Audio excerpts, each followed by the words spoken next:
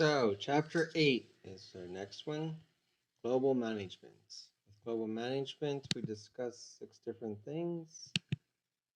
Uh, the impact of global business and trade rules and agreements that govern it. Why companies choose to standardize or adapt to their business procedures. Different ways companies can organize to do business globally. How to find a favorable business climate. The importance of identifying and adapting cultural differences, and how to successfully prepare workers for international assignments. So, the first thing is a multinational corporation owns businesses in 2 or more countries. So, Fiat owns Chrysler, so that's an example of a multinational. Direct foreign investment, company builds a new business or buys an existing business in a foreign country. Um, so you would have Tesla building their factories in China, or uh, IKEA building their stores here would be a direct investment, direct foreign investment. Um,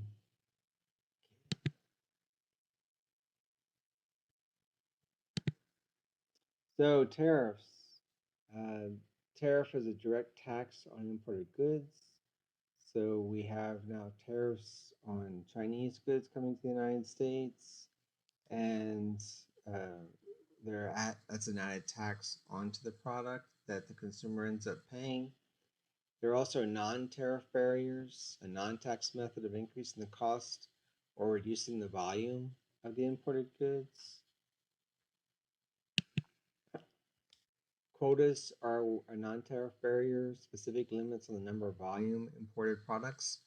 This is why we consider Mercedes and BMW luxury cars, because they had quotas put on them when they first started exporting to the United States. Um, and so they only exported the most expensive ones. So in the United States, we only know Mercedes and BMW as being a very expensive vehicle, whereas in Europe, there's all different types with all different types of features to them so that you can get them inexpensively. So that's why they have taxis that are Mercedes and BMW. You can get them inexpensively if you take off a lot of their um, options that they have on them. Voluntary export restraints. When you voluntarily say that you want to export more than what the other country wants you to, so that they don't retaliate against you. And you have government imported standard to establish protect the health and safety of the citizens. Subsidies, government loans, grants, and tax deferments given for domestic companies to protect them from foreign competition. So they basically subsidize different companies so they can produce their products at the same price as other companies from different countries can. It's Then you have custom classification, assigning to import products by government officials that affect the size and tariff of the imposition of import quotas. Okay, you have the GATT, which is General Agreement on Tariffs and Trades, reduce the elements of tariffs, limit government subsidies, establish and protect intellectual property, and replace the World Trade Agreement, World Trade Organization in 1985. World Trade Organization deal with global rules of trade between nations, ensures trade flows as smoothly. So if you have a question, for example, the United States just won a case against Europe on intellectual property. The only thing is now Europe has a similar case against the United States that should be ruled on here within a month or two, which would probably reverse the benefits of the first one.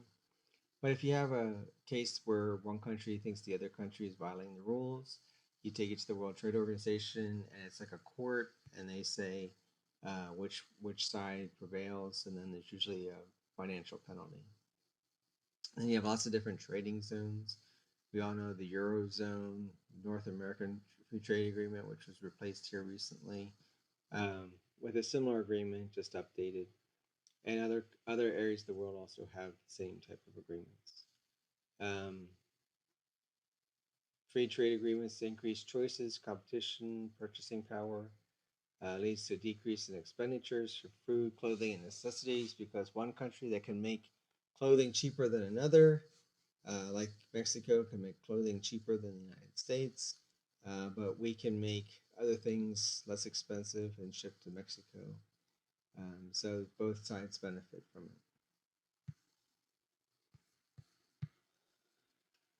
Local adaptation, modifying the rules, guidelines, policies, procedures to adapt to different foreign customers, governments, and regulatory agencies. In the United States, we have a very uh, expensive emission standard for all the vehicles. That if you want to sell an automobile in the United States, you have to abide by the emission standards.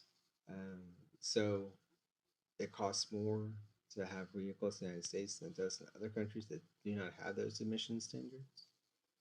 We also have pollution standards as far as air and water that other countries don't have, so it's a lot cheaper to manufacture in Mexico, where you don't have to abide by the same EPA regulations. Exporting is making it in one country and selling it in another.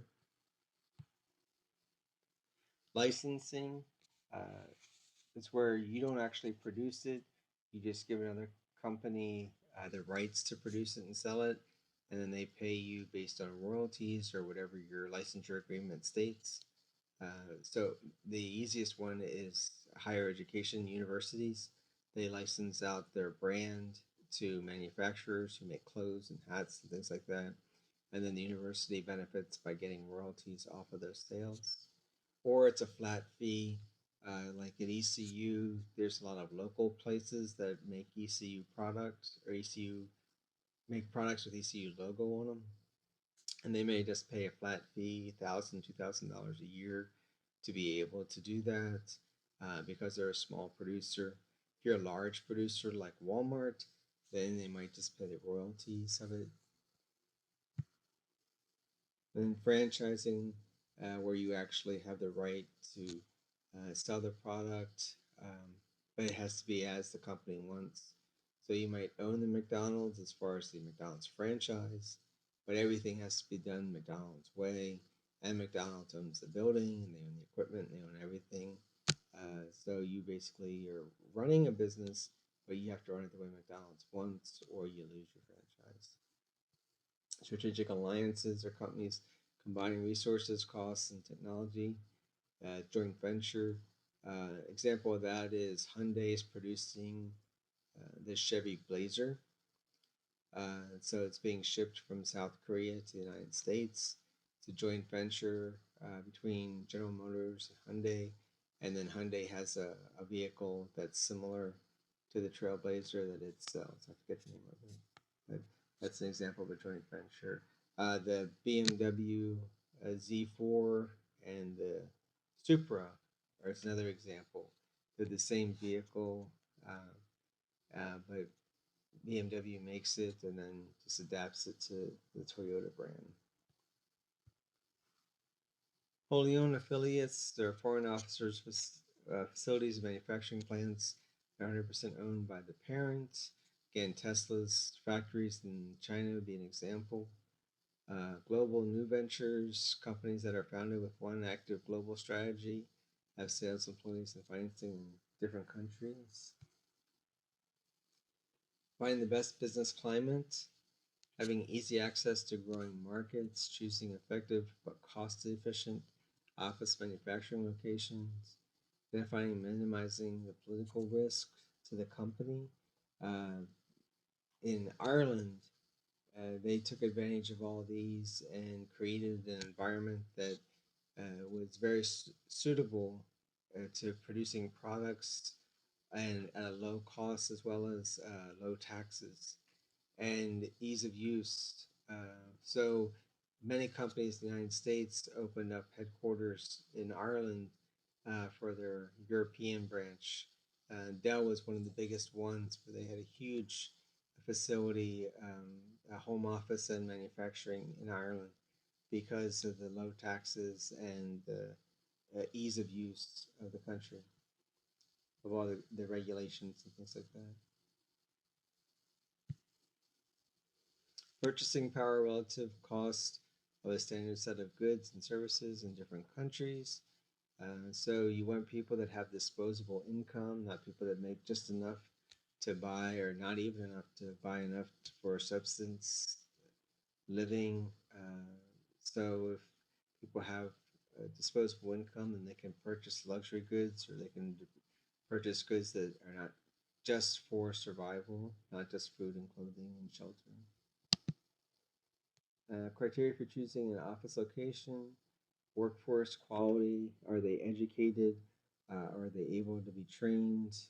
Are they Do they have a good work ethic? Can you count on them to come to work and produce quality products? Um, is the tariffs and non-tariffs barriers reduced? Like in Ireland, if they're part of the EU, then you could ship from Ireland all over the EU without any tariffs. And what's the exchange rate? Is the currency constant or fairly constant, or is it very volatile? Because if the exchange rate is volatile, then that's a huge risk that you're taking. And here's the world's best countries for businesses. Okay, green is the best and red is the worst. And political uncertainty, risk for major changes in political regime. Venezuela is a good example of that, with the political regime changing. Russia now has troops in Venezuela, so it's a powder cake, and the risk would be astronomical to open up a facility in Venezuela right now, because there's just so much uncertainty going on in the country. Factors that increase chance for a successful international assignment: language and cross-cultural training. If you have someone that's going to Spain, they should speak fluent Spanish. If you have someone going to Brazil, they should speak fluent Portuguese, uh, so that they can understand the local people, the native people there, without having to translate English to English. And they can also understand the culture a little bit better than someone who doesn't speak the language, of course. Um, Field situation simulations trains placed in the ethnic neighborhood for 3 or 4 hours to talk to residents about cultural differences, so that the company doesn't insult people, the employee doesn't insult people by accident. Because obviously Mexico and Spain both speak Spanish, but their cultures are very different. And if you know Spanish culture and not Mexico, you may end up insulting people, or vice versa.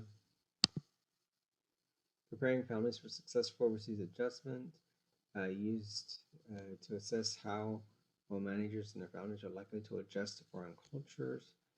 Intellectual training, helping families prepare for the cultural differences they will encounter. Because obviously, if the family's not happy, then the employee won't be happy, and it will be an unsuccessful venture. And there's the key terms. And that's the end of global management for chapter 8.